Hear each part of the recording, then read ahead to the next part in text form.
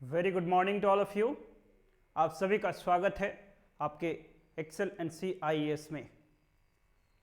आज हम लोग बात करेंगे कि जो आपका झारखंड पब्लिक सर्विस कमीशन में इकोनॉमिक्स का जो सिलेबस है, उस इकोनॉमिक का सिलेबस को किस तरह से आपको तैयारी करनी चाहिए और what should be the approach you should follow.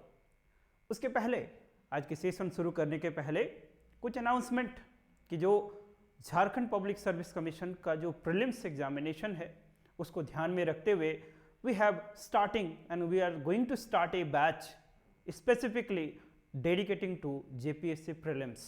आप सभी को पता है कि हमारे यहाँ पर अभी JPSC mains cum prelims batch चल रहा है जिसका almost 50% of the syllabus been covered. Those that who join the syllabus they are also writing the mains test and हमारा जो मेंस टेस्ट सीरीज है जिसके लिए ऑलरेडी इंफॉर्मेशंस पहले के वीडियोज में डाला गया है। You can see the videos कि एक 35 जो टोटल टेस्ट पेपर्स हैं जिसको कि scientifically modular sectional comprehensive level 1 level 2 ऐसे टेस्ट में बांट के हम लोग उसको रोल आउट कर रहे हैं। It is the rotational test, the very peculiarity of the programme. उसको कभी भी आप ज्वाइन कर सकते हैं जब आपको लगे कि now you are in a position कि आप आंसर लिख सकते हैं। और दोस्तों आपको लिखना चाहिए आंसर, ठीक है। You unless and until you will write that you can not feel the difference that how it is coming in your the process of preparations. So आज के सेशन की शुरुआत करते हैं और जो अनाउंसमेंट है कि रिगार्डिंग द प्रीलिम्स मेंस और सॉरी द प्रीलिम्स जो आपका टारगेट होगा जो JPSC प्रीलिम्स बैच, इसको शुरुआत कल से होगा, that is from the Monday, okay, that is the 3rd of April। And उसके लिए जो रेलेवेंट इंफॉर्मेशन है उसका एक वीडियो भी अपलोड कर दिया जाएगा by the evening today, right. So let's start the today session. और आज का टॉपिक क्या है ना, deconstructing the syllabus of the economy, ठीक। वी स्पेसिफिकली स्पेसिफिक टू जो आपका JPSC मेंस का पोर्शन है उसको पहले कवर करेंगे और फिर उसी का एक छोटा सा पोर्शन है जिसको कि आप लोग प्रीलिम्स में भी पढ़ते हैं और प्रीलिम्स में जानना चाहिए, ठीक। तो let's start the today's class. So आज का टॉपिक है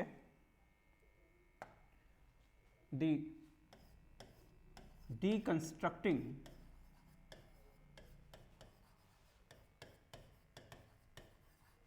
the syllabus of economy, right।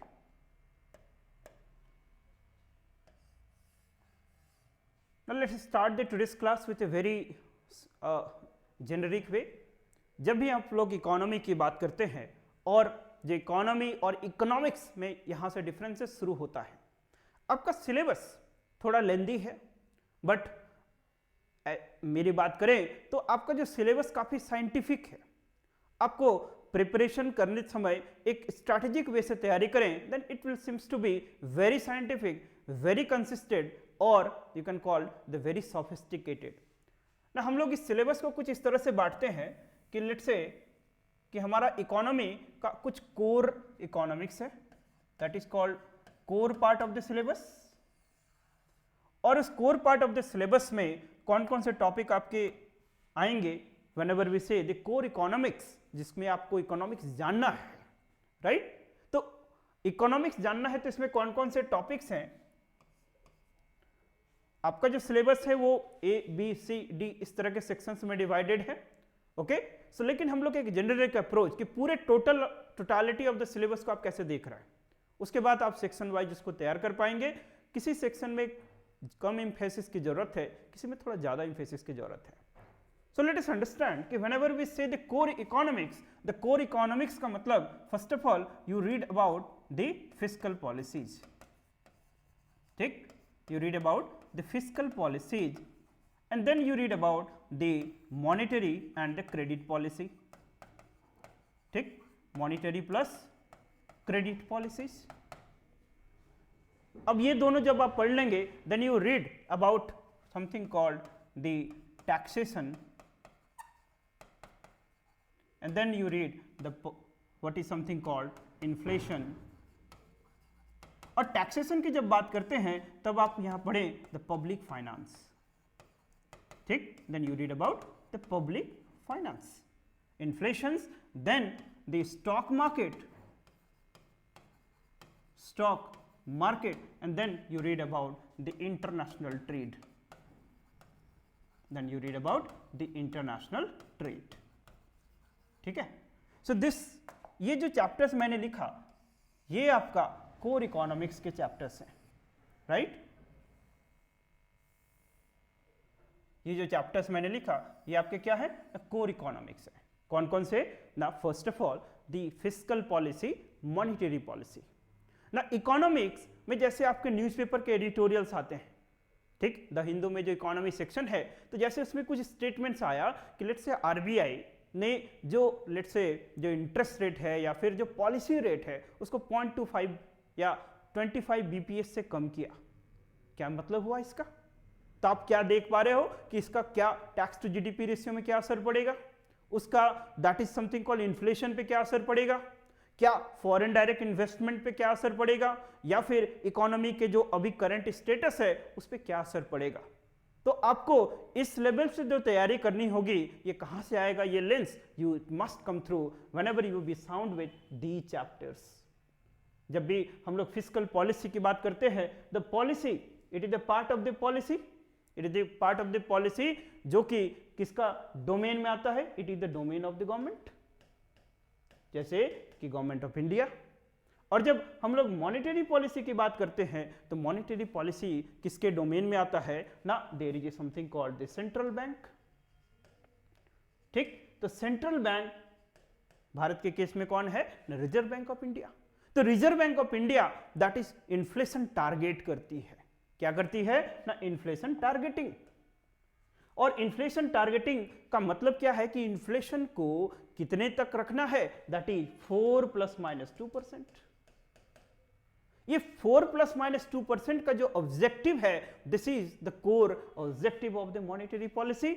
और यहां पर मॉनेटरी पॉलिसी और फिस्कल पॉलिसी का क्या होता है, इंटीग्रेशन होता है। तो फिस्कल पॉलिसी आपको पढ़नी पड़ेगी कि how the quantitative and the qualitative use of the public finance, ठीक। कुछ कुछ टेक्निकल टर्म्स होंगे, मे भी नहीं समझ में आएगा, लेकिन दोस्तों पढ़ने का ये तरीका है। आप लोग गलती कहां करते हो, यू स्टार्ट रीडिंग कि जो आपके टॉपिक्स सिलेबस में दिया हुआ है कि लेट्स से नेशनल इनकम है, ठीक, तो नेशनल इनकम अकाउंटिंग आप लोग पढ़ते रहते हैं, फिर आप एग्रीकल्चर पढ़ेंगे, फिर पॉवर्टी पढ़ेंगे, फिर इंफ्रास्ट्रक्चर पढ़ेंगे, फिर जो भी आपके और जो एरियाज हैं जिसको हम सोशल इकोनॉमिक्स में भी रखने वाले हैं उसको पहले पढ़ते हैं। तो जब आप पढ़ते जाते हैं तो दीज आर द थ्योरेटिकल, और जो थ्योरेटिकल सेक्शंस होता है तो आप में उसमें जो बुक्स है लंबे लंबे हो जाएंगे, and it simply that is called dechannelise your energy in certain other directions. तो कोई भी एग्जाम को फोड़ना है तो उसके सोल पे अटैक करो, उसके कोर पे अटैक करो। सो दिस इज द कोर, इसको आप समझ गए देन वो सारे एरियाज जो होते हैं वो आपके लिए इजी होगा, वो आपके लिए आसान हो जाएगा पढ़ना। सो फर्स्ट ऑफ ऑल, जब भी आप कोई भी पेपर पढ़े, whether you are reading the public administration, whether you are reading the environment and ecology, whether you are reading the something called history, any of the subject, there is some smart approach. What is the smart approach? First attack on the core and that enable you, then you take care about the fringe areas. समझ में आ रहा है कुछ? तो हम लोग core की बात कर रहे हैं, तो इकोनॉमी में there is something called fiscal policy, और फिस्कल पॉलिसी की जब बात करते हैं तो what is the fiscal policy ना, फिस्कल पॉलिसी मींस कि जो गवर्नमेंट पब्लिक फाइनेंस का किस तरह से क्वांटिटेटिव और क्वालिटेटिव यूज करती है, that is called the part of the fiscal policy, that is something called fiscal policy. और ये पब्लिक फाइनेंस क्या है दोस्तों? इकोनॉमी के लिए फाइनेंस चाहिए कि नहीं चाहिए? सो पब्लिक फाइनेंस का क्या ऑब्जेक्टिव है, गवर्नमेंट का क्या रोल है कि क्या कितना टैक्स कलेक्ट करना या कितना रेट कलेक्ट करना, क्या यही ऑब्जेक्टिव है? नहीं।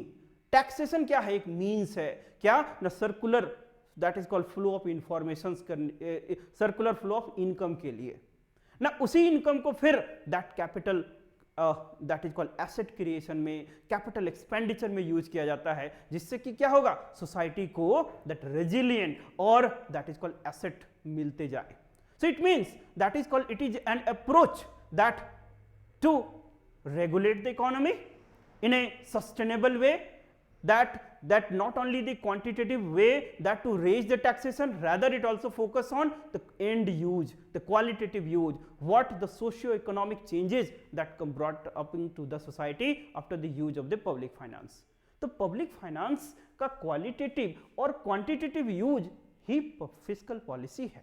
अब फिस्कल पॉलिसी कैसे करती है तो उसके लिए फिर आपको जानना पड़ेगा, उसके आगे की चीज़ों को पढ़नी पड़ेगी कि जब भी हम लोग पब्लिक फाइनेंस की बात करते हैं तो पब्लिक फाइनेंस, अभी मैंने एक टर्म यूज किया और यहां पर भी लिखा हुआ है, दैट इज पब्लिक फाइनेंस। तो पब्लिक फाइनेंस का मतलब क्या है कि गवर्नमेंट कितने टैक्स या कितने भी रेवेन्यू कलेक्ट करती है और गवर्नमेंट किस तरह से एक्सपेंडिचर करती है। तो इसका एक रफ डायग्राम यदि आप लोग ध्यान रखें तो आपको उस चार्ट से बहुत हेल्प होगा कि इस पूरे कोर इकोनॉमिक्स में चीजें जब आपके कोर में सेट हो जाएगी, सबकॉन्शियस माइंड में चला जाएगा, तब आपको चीजों को देखना आसान हो जाएगा और ये टर्म्स आपके लिए बम्बार्डमेंट नहीं होगा। ठीक, जैसे पब्लिक फाइनेंस की बात करते हैं तो पब्लिक फाइनेंस को हम लोग ब्रॉडली 3 कैटेगरी में डिवाइड करेंगे। क्या क्या ना, हम लोग इसको ऐसे डिवाइड कर सकते हैं, that is called income, second is the expenditure, and third one is the loan, right? The income, expenditure and the loan, इसी के बीच में तो सारा खेला है कि गवर्नमेंट यहाँ से कितने सोर्सेस से अपने रेवेन्यू जनरेट करती है, उसी रेवेन्यू का किस तरह से एक्सपेंडिचर होगा, और जो एक्सटर्नल सोर्सेस से जो दैट इज कॉल्ड फाइनेंस किया जाता है, that is something called loan. Let's see, अभी आपको ग्लिम्स मिलेगा कि जब भी हम लोग इनकम की बात करते हैं तो हम लोग बेसिकली इस टॉपिक को दोनों को ऐसे आप तैयार करें कि हमारे पास गवर्नमेंट ऑफ इंडिया के पास क्या है, that is something called account, और ये अकाउंट को 2 पार्ट में डिवाइड करेंगे। कौन कौन से ना, एक the revenue account and second that is called capital account. एक को क्या बोलेंगे ना, रेवेन्यू अकाउंट, ठीक, और दूसरे पार्ट को क्या बोलेंगे, द कैपिटल अकाउंट। ना रेवेन्यू अकाउंट में हमारे पास क्या होगा ना, रेवेन्यू रिसिप्ट होंगे, रेवेन्यू रिसिप्ट, और क्या होगा, रेवेन्यू एक्सपेंडिचर। ठीक, ये में भी थोड़ा सा डायरेक्टली अटैकिंग होगा, लेकिन ये अप्रोच हम इसीलिए फॉलो कर रहे हैं कि आप पहले अटैक करना सीखो, तब आप पढ़ना खुद ब खुद सीख जाओगे। तो हम क्या बात कर रहे थे कि रेवेन्यू अकाउंट में रेवेन्यू रिसिप्ट, रेवेन्यू एक्सपेंडिचर होगा, और उसी तरह से कैपिटल अकाउंट में भी हमारे पास capital receipt, capital receipt and the capital expenditure होगा। ठीक, कि मतलब रेवेन्यू अकाउंट में कुछ पैसे आएंगे, कुछ खर्च होगा, कैपिटल अकाउंट में कुछ पैसे आएंगे, कुछ खर्च होगा। तो इसको कैसे देखा जाता है, revenue receipt, revenue expenditure, capital account में कैपिटल रिसिप्ट, कैपिटल एक्सपेंडिचर। अब ये रेवेन्यू कैपिटल क्या है, we will take up more in the class. अभी सिर्फ मैं जो बताने की कोशिश कर रहा हूं कि how you should read. Now जब रेवेन्यू रिसिप्ट की बात करेंगे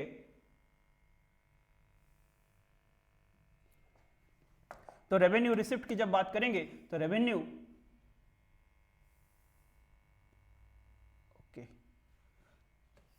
नाउ लेट्स सी कि रेवेन्यू रिसिप्ट कैसे आ सकते हैं ना, there is source that is something called tax और नॉन टैक्स। रेवेन्यू रिसिप्ट या तो टैक्स सोर्सेस से आएगा या फिर नॉन टैक्स सोर्सेस से आएगा। अब जब टैक्स की बात करेंगे तो टैक्स फिर किसमें हो जाएंगे ना, डायरेक्ट सोर्स और इनडायरेक्ट सोर्स, डायरेक्ट टैक्स और इनडायरेक्ट टैक्स।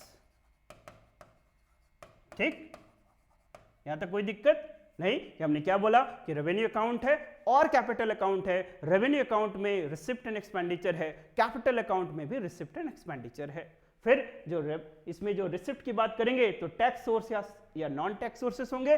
टैक्स सोर्स में डायरेक्ट टैक्स या फिर इनडायरेक्ट टैक्सेस हो जाएगा।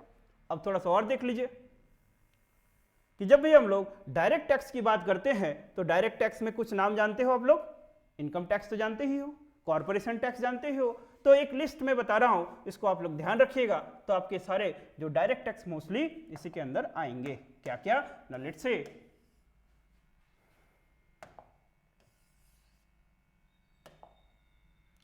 ना डायरेक्ट टैक्स की बात कर रहे हैं हम लोग। तो फर्स्ट ऑफ ऑल लिखिए क्या ना, income tax, then income tax, wealth tax, then corporation tax, फिर प्रिजम्पटिव टैक्स। ठीक, क्या क्या बोला ना, income tax, wealth tax, corporation tax, presumptive tax. और ये प्रिजम्पटिव टैक्स के अंदर फिर कुछ और टैक्सेस आते हैं जिसको हम लोग लिखेंगे ना, अल्टरनेट मिनिमम टैक्स, शॉर्ट में AMT। Second, the fringe benefit tax. Then third one that is called security transaction tax. Fourth one is the commodity transaction tax, and जो fifth one है this is what you can write here, the cash withdrawal tax. मैंने क्या बोला कि जो direct tax है उसके अंदर क्या क्या होगा, income tax, wealth tax, corporation tax, presumptive tax. और प्रिजम्पटिव टैक्स के अंदर क्या होगा ना, एक alternate minimum tax, fringe benefit tax, security transaction tax, commodity transaction tax and the cash withdrawal tax. सबके बारे में अलग अलग पढ़ लेंगे तो हमारे पास तैयार हो जाएगा। अब हम लोग इनडायरेक्ट टैक्स की ओर जाते हैं, और इनडायरेक्ट टैक्स के कुछ नाम आप लोग याद जानते होंगे। सबसे कॉमन क्या है, GST। तो GST क्या है जिसको हम लोग पहुंचेंगे, लेकिन इनडायरेक्ट टैक्सेस में कुछ नाम याद रखेंगे। क्या क्या ना, excise duty, second customs duty, ठीक, एक्साइज, कस्टम्स, देन सेल्स, है ना, देन सर्विस टैक्स। ठीक, एक होमवर्क दे रहा हूं कि इसमें से GST में कौन कौन से टैक्सेस आते हैं। ठीक, उसकी और चर्चा करेंगे more in the class. Now let's see कि हमारे पास एक पिक्चर मिल रहा है कि जब हम लोग बात कर रहे हैं पब्लिक फाइनेंस का, तो पब्लिक फाइनेंस में हमारे पास रेवेन्यू अकाउंट में रेवेन्यू रिसिप्ट की बात किए, और रेवेन्यू रिसिप्ट के अंदर फिर tax and non tax source की बात किए। तो हमारे पास टैक्स में डायरेक्ट और इनडायरेक्ट सोर्सेस मिले, और डायरेक्ट में हमको income tax, wealth tax, corporation tax, presumptive tax मिला। और प्रिजम्पटिव टैक्स में फिर AMT, fringe benefit tax, security transaction, commodity transactions and the cash withdrawal tax मिला। उसके बाद जब इनडायरेक्ट टैक्स की बात करें तो हमने excise duty, customs duty, sales tax, service tax, ठीक, ये सब बातें हमने देखा। एक कॉमन आइडिया मिलेगा कि बोलते किसको हैं। ठीक, अब हम लोग आगे बढ़े और देखें कि गवर्नमेंट के जो रेवेन्यू रिसिप्ट हैं उसमें कुछ नॉन टैक्स सोर्सेस भी होते हैं, नॉन टैक्स रिसिप्ट होते हैं। तो नॉन टैक्स रिसिप्ट क्या होता है बच्चों, बताओ। नॉन टैक्सेस में कुछ एग्जांपल्स आप लोग ऐसे याद रख सकते हैं, जैसे कि फीस माने user fees, penalties, escheats, auctions, licence, grants, ठीक, PSUs के जो डिविडेंड्स होते हैं। तो ये सारे क्या होते हैं ना, नॉन टैक्स रिसिप्ट्स होते हैं। ठीक, तो कुछ आइडिया मिल रहा है कि गवर्नमेंट के जो रेवेन्यू साइड है, इनकम साइड है, उसको कहां से पैसे आएंगे ना, these are the sources. Direct tax में इतने सारे हैं, इनडायरेक्ट टैक्सेस में कुछ नाम याद रखेंगे ना, द नॉन टैक्सेस के कुछ एग्जांपल्स नाम रखेंगे। अब हम लोग सेकंड पार्ट पे चलते हैं कि that is called revenue expenditure. ठीक, रेवेन्यू अकाउंट में रेवेन्यू रिसिप्ट देख लिया। अब रेवेन्यू एक्सपेंडिचर पे चले तो रेवेन्यू एक्सपेंडिचर की जब बात हम लोग करेंगे तो रेवेन्यू एक्सपेंडिचर बेसिकली क्या होता है ना, हमारे पास एक कैटेगरी है that is something called plan expenditure और नॉन प्लान एक्सपेंडिचर। ठीक, खर्चे कैसे हो सकते हैं ना, किसी भी एक घर की बात करें तो घर में क्या होता है कि खाने पीने, कंजम्पशन पे बहुत सारे खर्चे होते हैं। तो जिसको कोई प्लानिंग करके करते हैं क्या, सोच के देखिए, क्या कितने हमको आटा चावल खरीदना है वो क्या प्लानिंग से होता है क्या, no, it is a consumption and maintenance functions. ठीक, तो कंजम्पशन एंड मेंटेनेंस डिमांड। तो नॉन प्लान एक्सपेंडिचर्स होते हैं जो कि करने ही होते हैं, क्योंकि ये वेलफेयर ओरिएंटेड होता है, कंजम्पशन एंड मेंटेनेंस पर्पस के लिए होता है। तो याद रखेंगे कि कंजम्पशन एंड मेंटेनेंस फंक्शन के लिए non plan expenditure revenue expenditure का पार्ट है। लेकिन ये जो कैटेगरी है प्लान या नॉन प्लान, ये डिस्टिंक्शन 2017-18 बजट के बाद से खत्म कर दिया गया है। क्यों? क्योंकि कोई भी चीज इस तरह से वाटर टाइट डिवीजन में नहीं करेगा कि प्लान करके, जैसे कोई इंडस्ट्री लगाना है तो इंडस्ट्री लगाना है तो जब लगाए तो ये क्या हुआ, प्लान एक्सपेंडिचर का पार्ट हुआ। लेकिन जब इंडस्ट्री बन गया तो उसको कंजम्पशन, उसको मेंटेनेंस के लिए खर्चा करना पड़ेगा, तो फिर किसका पार्ट हो जाएगा? नॉन प्लान एक्सपेंडिचर का। तो ये कैटेगरिकल जो डिस्टिंक्शन है यही गलत है, लेकिन खर्चे तो हैं। जैसे कि नॉन प्लान के कुछ एग्जांपल्स की बात करें, so we have the interest payment,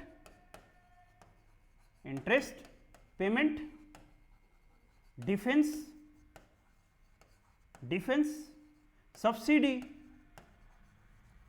subsidy, public administration, माने जैसे सैलरी वगैरह हो गया, public administration, let's say research and development, ये सारे जो खर्चे होते हैं these are part of what? Non plan expenditure.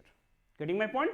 तो क्या क्या होते हैं खर्चे? इसमें रेवेन्यू अकाउंट की बात करें तो हमारे पास प्लान, नॉन प्लान एक्सपेंडिचर, माने जो प्लान मतलब प्लानिंग के अकॉर्डिंग होगा, बट ये जो क्लासिफिकेशंस है it has been done away with after 2017 and 18 budget.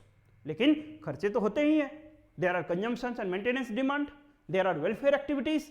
तो basically interest payment, defence subsidy, public administration and research and development and let's say power जो स्टेशंस होते हैं, पावर प्लांट्स, उसके मेंटेनेंस में जो खर्चे होते हैं, these are part of what? Non plan expenditure.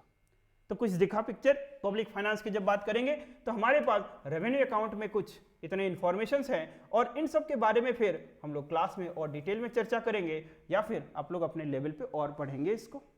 ठीक, अब हम लोग देखते हैं कि जो नेक्स्ट पार्ट है that is called capital receipt और कैपिटल एक्सपेंडिचर। तो कैपिटल रिसिप्ट की जब बात करेंगे ना, कैपिटल क्या होते हैं ना, एसेट क्रिएशन के लिए होता है, that is called capital account, capital expenditure. ठीक, तो एसेट क्रिएशन जब हम लोग बात करते हैं तो दो टर्म यूज करेंगे, एक एसेट वर्सेस लायबिलिटीज। क्या डिफरेंसेस होता है, कोई बता सकता है? एसेट और लायबिलिटीज के बीच में क्या डिफरेंस होता है ना बच्चों? एसेट का मतलब क्या होता है कि एक लाइन में आप याद रखें कि व्हाट वी ऑन उसको एसेट बोलते हैं, और व्हाट वी ओ, ठीक, ये इसको लायबिलिटी बोलते हैं। तो जो कोई भी बैंक है मान लेते हैं, फॉर एग्जांपल बैंकिंग सिस्टम है, तो बैंकिंग सिस्टम में जो क्या बात करें कि जो हम लोग डिपॉजिट्स होते हैं, ठीक, तो क्या डिपॉजिट्स बैंक का एसेट होता है कि लायबिलिटी होता है? लायबिलिटी होता है, क्योंकि वो फिर देना पड़ेगा। लेकिन जो बैंक किसी को लोन देता है, लोन्स, तो लोन्स क्या होता है ना, उसका एसेट है। ठीक, तो हम लोग एसेट एंड लायबिलिटीज को इस तरह से हम लोग ही डिफाइन करेंगे कि एसेट का मतलब what we own and liability का मतलब व्हाट वी ओ। ठीक, तो कैपिटल एक्सपेंडिचर एसेट क्रिएशन के लिए किया जाता है, ह्यूमन कैपिटल डेवलपमेंट के लिए किया जाता है। ठीक, तो हम लोग और इस पे चर्चा करेंगे। तो अभी फिर वापस आते हैं अपने डिस्कशन पे कि हम लोग बात कर रहे थे ना कैपिटल रिसिप्ट्स की। तो जब कैपिटल रिसिप्ट्स की बात करेंगे तो एक पूरा लिस्ट में हेल्प करेगा, मे बी इसको आप ये लोग ध्यान रखेंगे ना। डिसइन्वेस्टमेंट, ठीक, डिसइन्वेस्टमेंट, स्मॉल सेविंग्स, डोमेस्टिक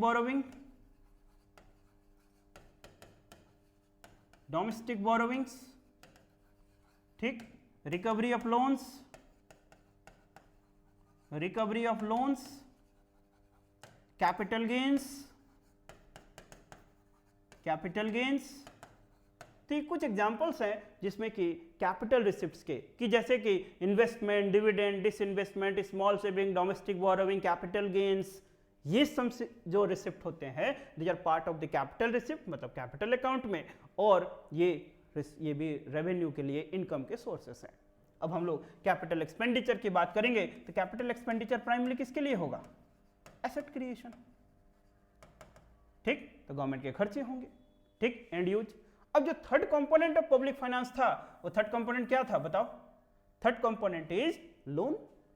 तो लोन की बात करते हैं तो लोन फिर कैसे होगा ना, बताइए कि लोन गवर्नमेंट कैसे रेज कर सकती है ना? कुछ हो सकते हैं डोमेस्टिक सोर्स, और कुछ होगा क्या? इंटरनेशनल, जैसे कि बहुत सारे फाइनेंशियल इंस्टीट्यूशंस हैं, जैसे कि बहुत सारे इंटरनेशनल ऑर्गेनाइजेशंस हैं, तो उन सब से गवर्नमेंट लोन रेज कर सकती है, या फिर डोमेस्टिक सोर्सेस मतलब डोमेस्टिक मार्केट से भी लोन रेज कर सकती है। जब डोमेस्टिक मार्केट की बात करते हैं तो यहां हमारा मतलब किससे होता है ना, बैंकिंग सिस्टम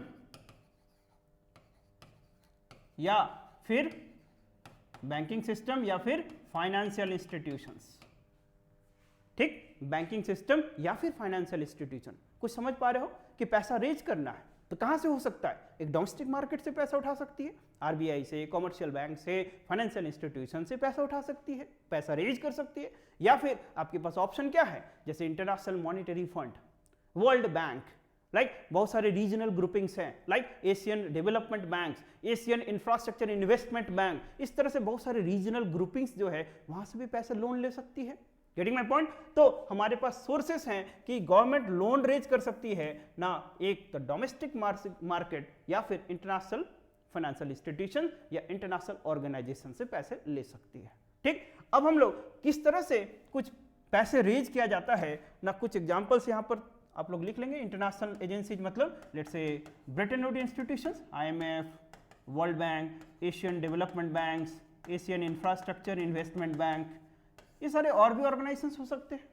फंडे समझ पा रहे हो कि जैसे लोन रेज करना है, बताओ कैसे लोगे पैसे, उधारी किससे लोगे। जैसे फॉर एग्जांपल आप एज ए स्टूडेंट हो, आपको कुछ लोन किसी से मांगना है तो पहले अपने नियर एंड डियर से, फिर या फिर किसी दोस्त से या फिर किसी आउटसाइडर से लोगे। ठीक, उसी तरह से जो हमारा इकोनॉमी है वो हमारा डे टू डे लाइफ से लिंक करके पढ़ेंगे, then you will find it is very similar to our life.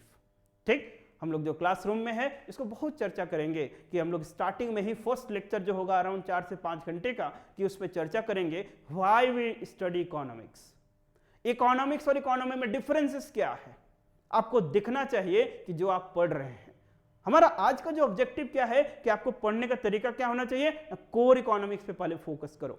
आप 1 महीने 1.5 महीने कोर इकोनॉमिक्स पढ़ो, तब फिर उसके पेरिफेरल एरिया पे जाएंगे। तो कोर इकोनॉमिक्स में कुछ चीजें हम लोगों ने बात किया, और इसको हम लोग अब थोड़ा इस पोजीशन पे है कि हमने क्या बात करी कि फिस्कल पॉलिसी पढ़नी है, मॉनेटरी पॉलिसी पढ़नी है, देन इन्फ्लेशन पढ़ना है, देन टैक्सेशन पढ़ना है। तो फिस्कल पॉलिसी में हम लोग क्या देखे कि पब्लिक फाइनेंस का qualitative and quantitative use he public fiscal policy है। ठीक, मॉनेटरी पॉलिसी इन्फ्लेशन टारगेटिंग के लिए है। फिर आप इन्फ्लेशन पढ़ें कि इन्फ्लेशन के फैक्टर्स क्या रिस्पॉन्सिबल है, गवर्नमेंट को किस तरह से उसको टैकल करना चाहिए, इस तरह से जो भी और टॉपिक्स हैं। ठीक, different types of inflation, head count ratio, then you will going to study about the something called stock market. ठीक, बॉम्बे स्टॉक एक्सचेंज माने हमारे जो इंडिया पे हैं, जिसने भी national stock exchange, regional stock exchange, then you also study about some of the international stock exchange like Nasdaq, है ना, सिमिलरली। देन कुछ यहाँ पर इंडिसेस भी पढ़ेंगे। ठीक, जो आपके लिए से मेजरमेंट के लिए जरूरी है, लाइक द CPI, ठीक, जानते हो ना, consumer price index, WPI, wholesale price index, मतलब CPI, ठीक, WPI, PPI, GDP डिफ्लेटर, ये सारी चीजें क्या है ना, इन्फ्लेशन को मेजर करता है, तो उसके बारे में आप पढ़ेंगे। ठीक, उसके बाद ना इंटरनेशनल ट्रेड, जिसमें कि आप बेसिकली बैलेंस ऑफ पेमेंट के बारे में पढ़ेंगे, BOP के बारे में। तो ये आपका हो गया क्या ना, कोर इकोनॉमिक्स। जब आप कोर इकोनॉमिक्स पे थोड़े अच्छे पोजीशन पे हो, then you start reading about the social economics. देन सोशल इकोनॉमिक्स की जब हम लोग बात करेंगे तो सोशल इकोनॉमिक्स का मतलब क्या होगा, जो अदर एरियाज हैं आपके, जैसे व्हाट आई कॉल कि जैसे एग्रीकल्चर, जैसे कि एग्रीकल्चर, है ना, जैसे इंफ्रास्ट्रक्चर, जैसे पॉवर्टी, जैसे नेशनल इनकम अकाउंटिंग, राइट, जैसे और भी जो टॉपिक्स हैं लाइक से इंटरनेशनल इंस्टीट्यूशंस।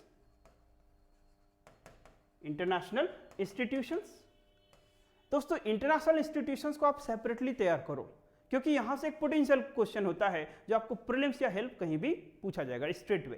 तो ये जो सोशल इकोनॉमिक्स है इसको आप अच्छे से तैयार करें, लाइक नेशनल इनकम। उसके बाद उसी तरह से यहां पर एक चैप्टर मिलेगा दैट इज कॉल्ड प्लानिंग, है ना। जब आपका सोशल इकोनॉमिक्स तैयार हो जाए तब फिर आप इशूज को तैयार करो। कैसे इशूज को तैयार करेंगे? कुछ टॉपिक्स हैं आपके।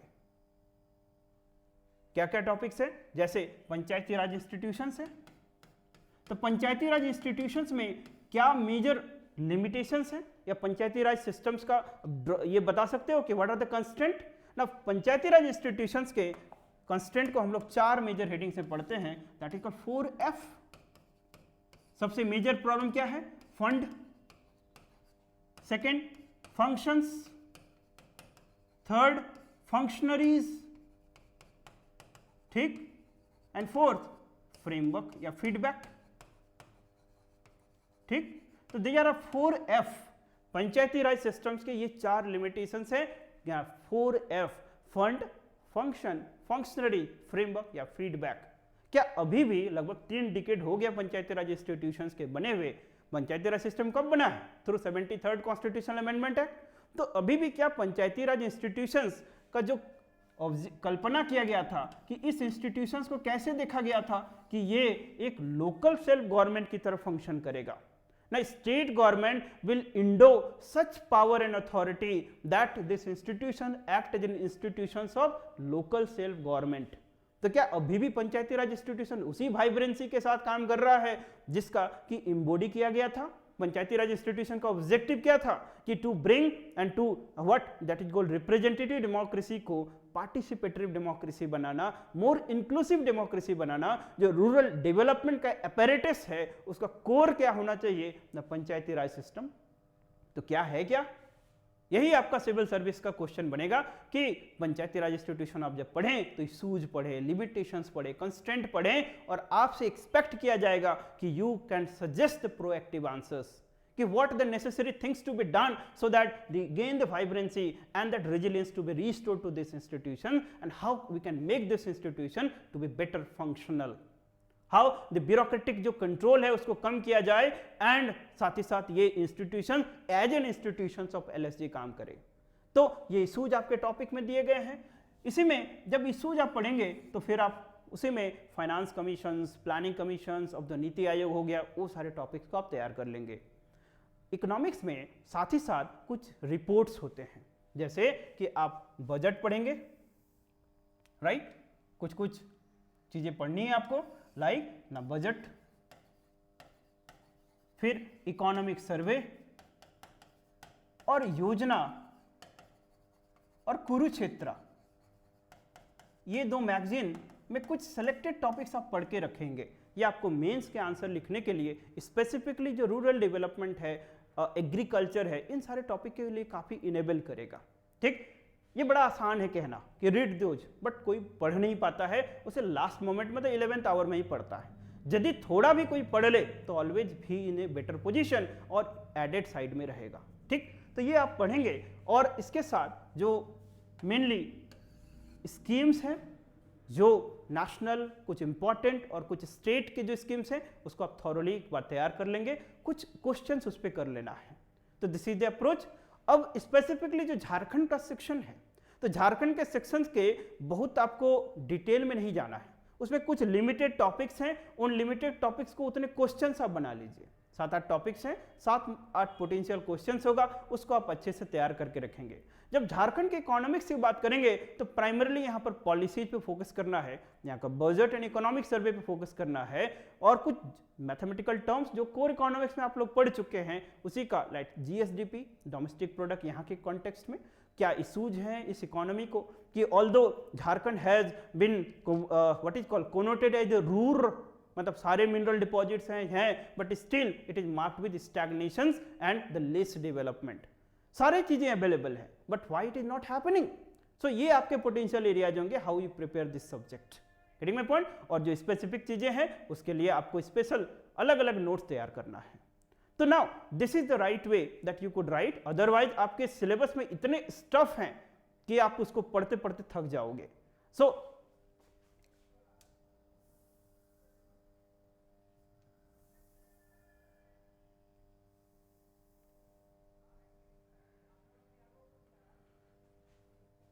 when you start doing the things in the right way, then things will find to be very scientific. तब आपको लगेगा कि सब एक दूसरे को इंटीग्रेट कर रहा है, इवन जो अदर सब्जेक्ट पेपर्स हैं वो भी आपको इनेबल करेगा टू राइट द आंसर्स। ठीक, तो ये क्लास बेसिकली एक आई ओपनर की तरह हमने इसको लाया है, that you should understand the syllabus. अब रहा कि how you study. Dear, there is no any single source that I could suggest you to go and read. There are many of the sources. You have to come forward, you have to read, and you have to consolidate and finally integrate and finally write the answers at the examination hall. तभी इस paper को आप अच्छे से कर सकते हैं। Otherwise जो एक आइडिया और एक अभी ड्रिवन आइडिया है कि ये पेपर बहुत डिफिकल्ट आ रहा है, इसमें क्वेश्चन नहीं आ रहे हैं, my dear friend, trust me, this is the like mathematics paper, it is the most scoring paper unless you know how to score. तो आपके लिए इसको पढ़ना पड़ेगा। अब रही बात कि हम लोग इस पे कहाँ तक आपको हेल्प कर सकते हैं, कि we are running the batch as you know already ना। हमारे पास जो मटेरियल और इसका जो अवेलेबल बुकलेट है, you read, we had try to taken care about everything and that you would be in a better position that you could write very good answers. उसके साथ साथ जो क्लासरूम ओरिएंटेशन है, there is no any alternative to this classroom programme. Class में जो सीखेंगे, there is no any shortcut that you could read through और you can equip with those level of excellency through any different modes. There is no shortcut to the hard labour and there is no substitute to the labour. Getting my point? So with this line let's conclude the today's class. And आज की class में हम लोगों ने ये सीखा कि जो हमारा सिलेबस है उसको किस तरह से डिकंस्ट्रक्ट करना है, किस तरह से अपने को पढ़ना है, और साथ ही साथ पढ़ने के बाद आपको किस तरह से उस सारे एनर्जी और कॉन्सेप्ट्स को चैनलाइज करना है जब आप एक अच्छे स्टैंडर्ड मेंस टेस्ट सीरीज को कर रहे हैं। अब प्रीलिम्स को इग्नोर नहीं करें, ये सारा जो एरिया है आपको प्रीलिम्स का तैयारी इसी के अंदर इम्प्लिसिट है।